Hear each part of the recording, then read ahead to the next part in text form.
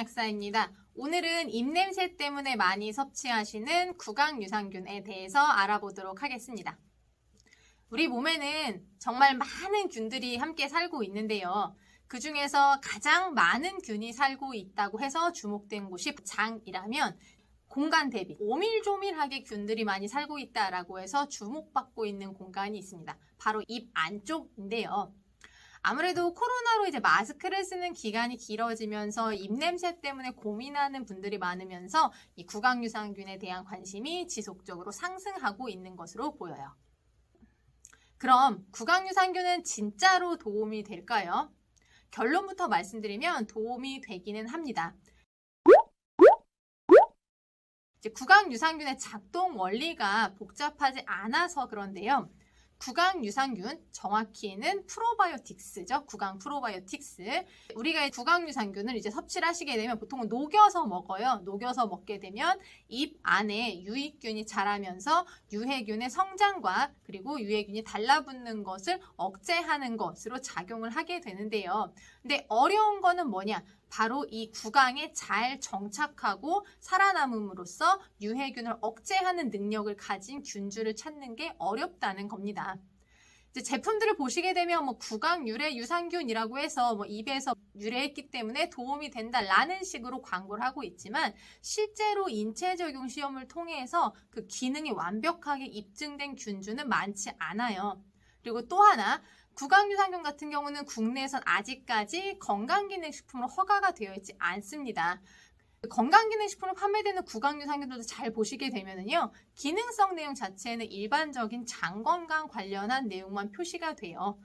그래서 이런 과정이 있다 보니까 구강유산균 관련 과대 광고가 되는 부분들이 있어서 고객분들이 선택을 어려워하시는데요. 오늘 이런 분들에게 도움을 드리기 위해서 구강유산균이 도움될 만한 딱 두 분에 대해서만 말씀을 드리도록 하겠습니다. 우선 첫 번째는 입냄새로 고민하는 분들입니다. 입냄새의 원인이 워낙에 다양합니다만 가장 주요한 원인으로 보는 것은 어쨌든 입안에 유해균이 많이 살게 되는 것 때문에 영향을 받는 것으로 봐요.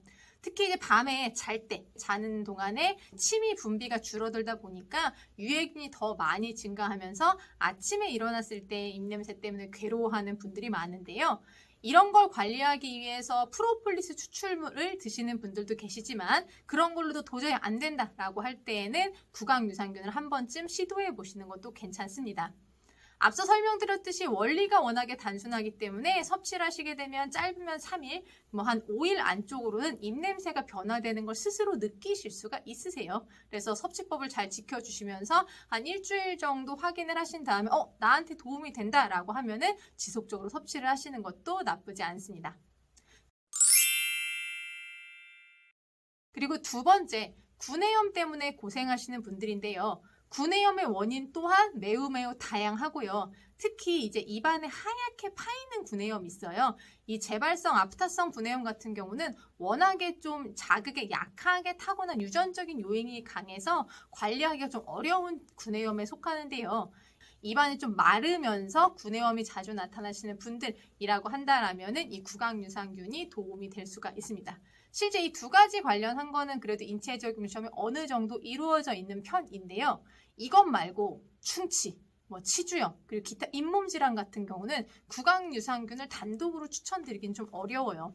이거 세 가지가 인체 적용 시험이 아예 없는 것은 아닌데 충치나 잇몸 질환 같은 경우에는 워낙에 다양한 요소가 영향을 주고요. 그리고 구내염이나 입냄새처럼 단기간에 이 효과를 확인할 수가 없어요. 조금 장기적으로 영향을 주는 부분이다 보니까 이 부분에 있어서는 구강유산균을 아주 우선적으로 추천드리고 싶진 않습니다.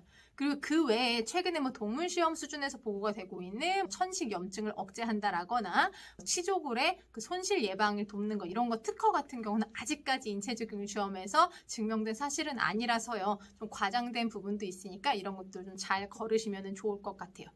그렇지만 한 가지 더 구강유산균 활용하면 좋은 케이스를 소개를 해드리면 입 안에 좋은 균들이 늘어나는 거다 보니까 입과 가까운 귀나 코나 그리고 목 안쪽에서 염증이 번지는 그런 것들에 대해서는 구강유산균을 먹게 되면 여기에도 도움을 줄 수 있다고 해요. 그래서 해외에서는 이 구강유산균이 코, 귀목에 도움되는 ENT 프로바이오틱스라는 것으로도 실제 판매가 되고 있는데요. 이런 거는 성인들도 좋지만 누가 좋냐면 아이들 중에 감기에 걸리게 되면은 콧물이 뒤로 넘어가게 되면서 입냄새가 심해지는 친구들이 있어요. 그런 친구들 같은 경우에는 구강유산균을 함께 활용해 보시는 것도 괜찮을 것 같아요. 네, 아무래도 이제 씹어 먹는 게 아니고 물로 삼키는 것도 아니고 녹여 먹어야 하다 보니까 부모님의 지시를 들을 수 있는 어린이 연령대 섭취를 하는 게 좋겠죠.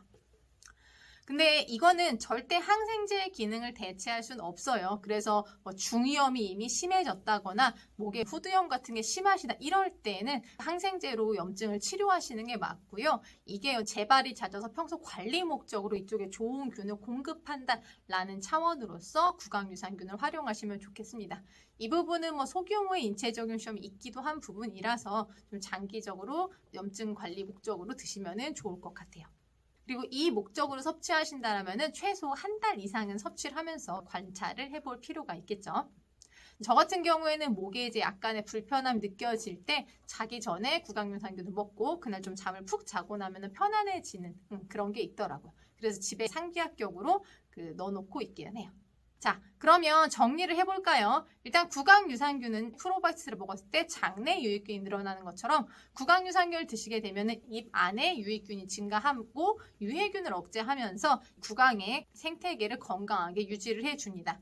일반적인 장에 살고 있는 균의 구성과 구강에 살고 있는 구성이 다르기 때문에 뭐 집에 있는 일반 장 건강 프로바이오틱스를 뭐 가루로 먹는다거나 녹여 먹어도 구강유산균하고 완전히 동일한 효과를 누리기는 어려우세요.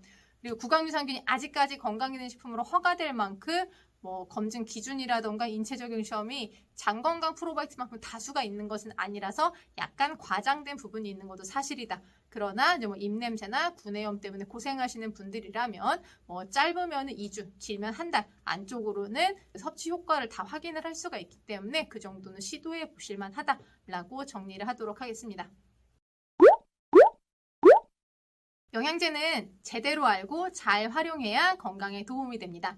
영양제의 현명한 활용에 오늘의 정보가 도움이 되었으면 좋겠고요. 노약사는 언제나 여러분의 신나고 활기찬 삶에 도움이 되는 건강 정보로 다시 돌아오겠습니다. 오늘도 건강한 하루 되세요.